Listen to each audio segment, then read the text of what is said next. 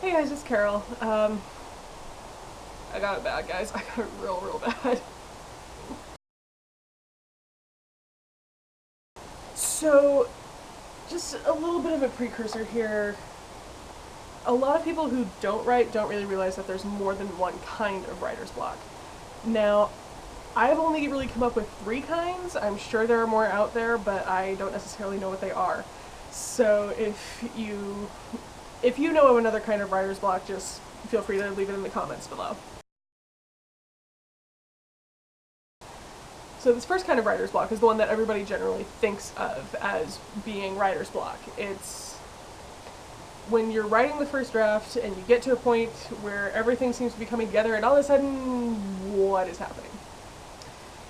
You get stuck, you can't figure out what you need to do next, and this is basically just the kind that everybody assumes writer's block is.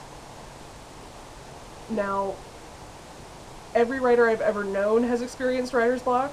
I have definitely experienced this kind of writer's block before, and it is a massive pain in the ass. Now, the best way I know to get around it is basically you want to find your writing partner and talk it over with them and see if they have any ideas that you may not have thought of yet. And yeah, it's kind of annoying to have to go and sort of have a therapy session with your writing partner, but it's better than just sitting there and trying to figure out what to do next. The first bout of writer's block I ever had lasted for about 6 months, and that was in the first draft of the Regal by Blood series. That was when I was 13, almost 14, because it wrapped up in early July. It's super fun to try to get around what I was trying to do next. And back then I didn't have a writing partner, so I had to figure it out on my own. And that's basically the only way I know to get around that kind of writer's block. So, moving on to this kind of writer's block is one that I refer to more as anti-block than as drafter's block, but I think drafter's block makes more sense. It's essentially when you've written the first draft, you know everything that's supposed to happen, and then you get into writing it for the second time if you write the way that I do, where you completely rewrite everything, and you know exactly what has to happen, but you can't get it out of your head and onto the page in general. Now, this kind of block is even more annoying as far as I'm concerned for writers who are just trying to get it done. This is one that I'm currently in, and it's not a whole lot of fun. Like, I'm currently working on the second book of the Regal by Blood series, Back to Start, and I'm trying to get to the point where I can actually end the book. I know exactly what has to happen. I have a complete list of scenes that I need to write for it, but none of it is actually coming out of my head and onto the page. It's really bad. Like, over the past 3 weeks, I've transcribed a whole bunch of stuff that I had written, but I've only actually written like a page and a half in my notebook. It is real bad. And for this kind of thing, you kind of have to just muscle through it. You have to muscle through the drafting block. And what makes it even harder is that, you know, every writer has scenes that they don't actually want to write but know that need to get in there. So having to deal with just pushing through those scenes that you don't really want to write again, especially if you've changed as much as I have between books,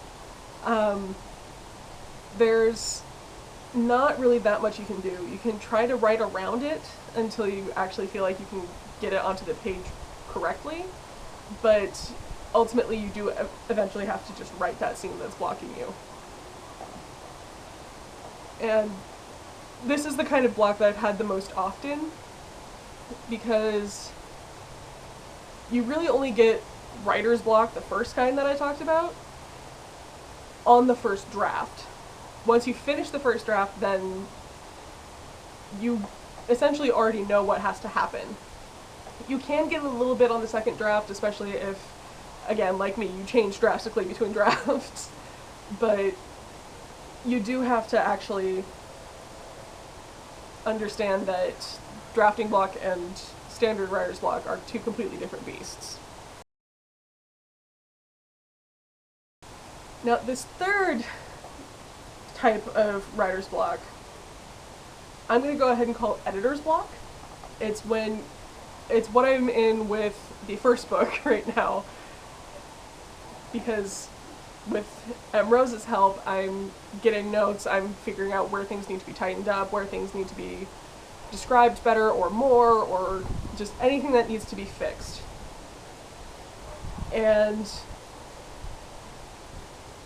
the way she and I do it is we use the comments function on Microsoft Word, and through that we're able to actually like mark specific zones of like where things need to be changed, like phrases that are unclear, all that good stuff. But just because they're marked doesn't mean we have a clear idea of how to fix them. And if you're more used to writing in like the long term, like actually writing the chapters, etc., it's a lot harder than you might think it is to actually fix things, because at most you'll write a paragraph or two that has to fit in seamlessly with everything else that's already there. And sometimes it's just a little tweak of a word, a little phrase that needs to be worked up a little bit. And you'd think that would be really easy, and sometimes it is. But if you're just so stagnated that you can't even think, then it becomes a much bigger pain in the ass. And, you know, there are times when you just want to shut it down, you don't want to even look at it for a long, long time. But the successful writers are the ones who came back instead of just leaving it. And you do have to work your way through it. I can't promise you that you'll never have writer's block, because that's really unrealistic. It's really not, it's not gonna help. But when you do have writer's block, just try to remember why you started writing in the first place and why you enjoy it. And once you remember that, then it becomes a lot easier to break down that block and get around it. And that's about it. I'll see you around.